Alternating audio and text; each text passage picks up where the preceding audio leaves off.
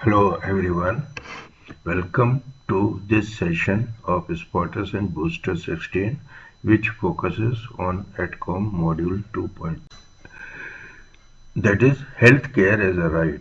Now healthcare delivery in India, let us understand this system. This is the point 1, and then we will also focus on the key points, describe and discuss the role of justice as a guiding principle in patient's care. Now health as a right will be discussed in detail with key components. Is healthcare a right? What are the implications of healthcare as a right? What are the social and economic implications of healthcare as a right? What are the missing links and what are the implications for doctors? The healthcare system in India is the main one is allopathy, and it is supported by alternative systems. They are used systems including folklore medicine. The system is available through a large number of government hospitals which are primary care, community level, secondary care levels and tertiary teaching hospitals. Specialties and super specialty hospitals are also available and is also available in the private sector. So patient has a cafeteria choice depending on his financial capabilities, but government has given to very good system and made ensured that the health care facilities are available at all levels from rural area to well developed city. Now, is healthcare a right? Rights are fundamental norms, and our fundamental and constitutional rights are rights to equality, freedom, exploitation against, right to freedom of religion, cultural and educational rights, and rights to constitutional remedies. In addition, right to life and personal liberty is there in Article 21, and the Honorable Supreme Court has interpreted this right to life and personality to include the right to health, essentially making it fundamental right through judicial interpretation. This means access to health care is considered essential for life with dignity and is therefore protected under law. And in general, state is responsible to provide health care and access to basic health care services. State here includes central government that makes schemes, policies, and at large scale, and health is actually in a state list in constitution. So state level provision is also there, and a lot of things are done through individual state. Healthcare is a human right. Human rights are non-violable rights that belong to every human being. They are universal regardless of nationality, race and religion. Human rights include the right to life, liberty, freedom of expression and right to work and education. That is living a life free from fear, discrimination and harassment. WHO Constitution also recognizes health as a human right. That is, right to the highest attainable health is a legally binding commitment enshrined in the international human rights instruments. There are many rules and groups, human rights groups that include. It also includes the International Covenant on Economic, Social and Cultural. So therefore we can say health is a human right. Now right to health necessitates that it should have a core component of accessibility, availability, acceptability and quality. That means quality health care is available, accessible and is such that it is acceptable also. These are the core components. Now Charter of Patients' Right have also been developed by Government of India that includes right to information, right to records and reports. Those patients who come to hospitals for OPD services and for inpatient services.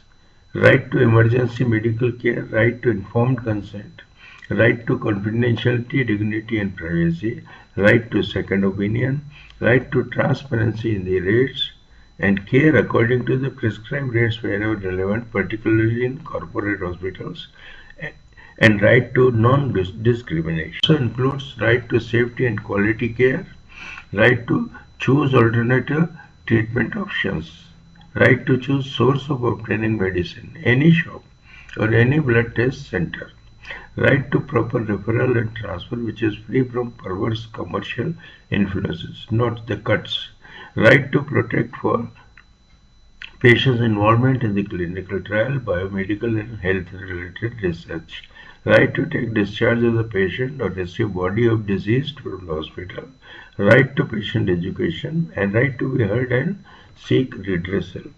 These rights are the patient's. And what are the implications of healthcare as a right now? Government has an obligation to provide accessible, affordable healthcare to all citizens. This through its development of policies and plans for curative, preventive, promote healthcare infrastructure and services, adequate budgetary allocations for development of these facilities, and addressing factors that influence the health like sanitation, nutrition, and education alongside healthcare access.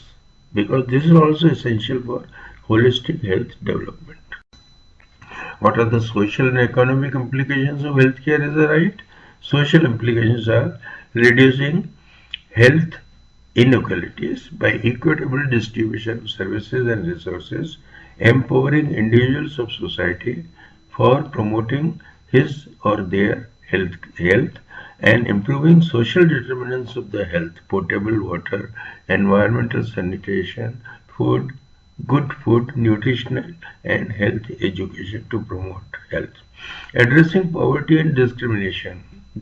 Actually, poverty removal will have a long-term effect. As the economic condition improves, patients' health also improves. People's participation in healthcare planning and delivery, that is important.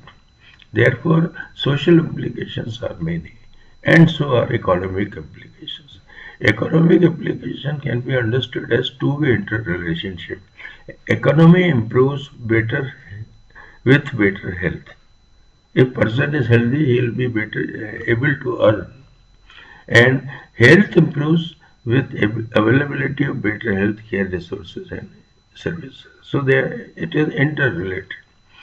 However, as the economy improves, there is a proliferation of private healthcare services, corporate hospitals that provide higher level. Economic implications could be understood against gross domestic product, a measure of country's total economic output that significantly impacts citizens' economic health and living standard. We rank fifth so far as GDP is concerned, and there is a good growth rate of GDP over 8% in the year. Per capita income is another one, but we lag behind against many countries. Our per capita income is 2 lakhs. When it increases, health also improves. Countries with strong GDPs can fund more effectively in health care, and a greater GDP share for health care increases availability of infrastructure and services for the. So there are a lot of the economic implications, but there are missing links in the healthcare. Universal health coverage ensures that people have access to the health care they need without suffering financial hardship. Therefore, government has to do a lot to provide services and facilities under universal health coverage. Ayushman Bharat, PM Jai Health Scheme, Ayushman Vaya Vandana Card, PM Ayushman Bharat Health Infrastructure Mission, they are a few which government is doing. In addition, there are large number of central government health schemes and state level health schemes for working population, for elderly, and that provides free service. There are many states that provide free service and free medicines to all patients who attend hospitals. Now, despite that, looking to the large population, highest out-of-pocket expenditure is seen in India. More than 50% of total health expenditure on the treatment and and of the disease, patients spend from their own pocket. In addition, another point is low health insurance rates. 60% to 80% are not covered under any health scheme. Missing middle is very important. They are not poor enough to be covered by government schemes and not rich enough to buy private insurance or access the corporate hospitals. So there is a need of a mechanism of greater facilities to this group through health insurance and increasing accessibility. Urban-rural disparities are well known. Good facilities, super specialists may be proliferating in big hospitals, but even basic services are dwindling at urban level. Now, access to private super specialist service versus public health services, there is a disparity. And this can be reduced by subsidization, making it reimbursable when a person goes for higher service at corporate level. Challenges are there because there is an ever increasing need for healthcare infrastructure development and healthcare financing. Government of India spends 2.1% of GDP on healthcare as against 6% in the lower middle income countries. So if percentage of GDP spent on health is increased, there will be a better health outcome. Regulatory reforms in health sector are needed, particularly for private sector is not much regulated, although government sector is well regulated currently.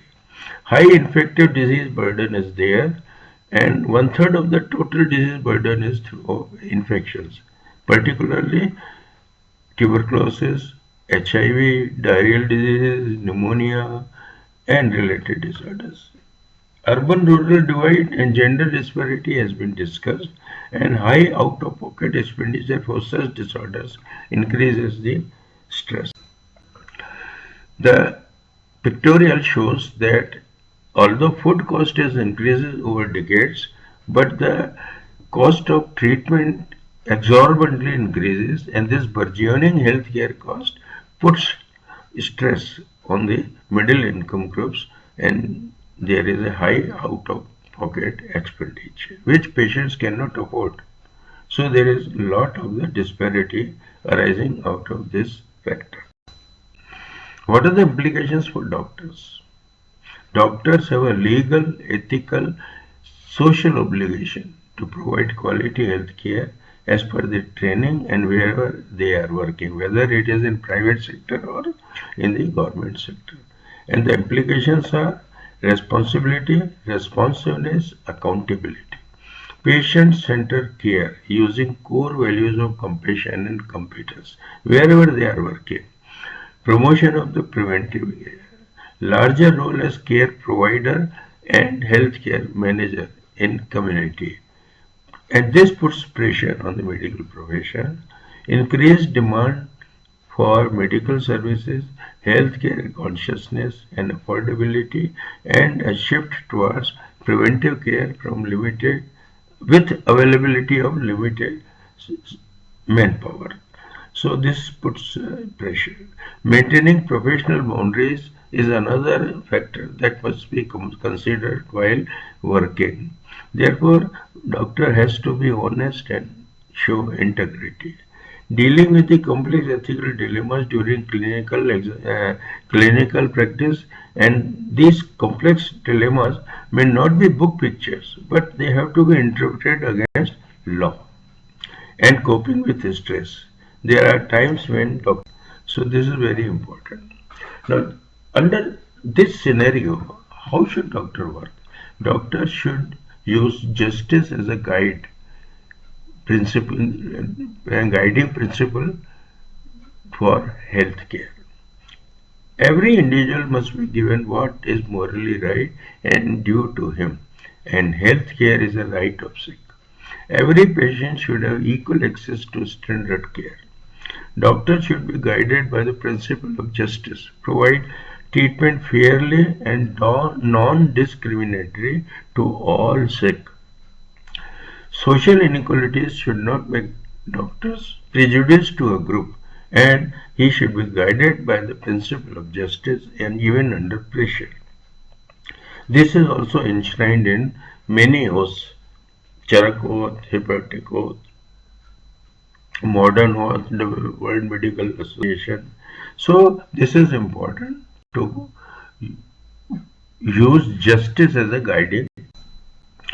For further reading, very good publications are there. You can also access some YouTubes, and homework for this episode is learn more about AETCOM Module 2.5 on bioethics.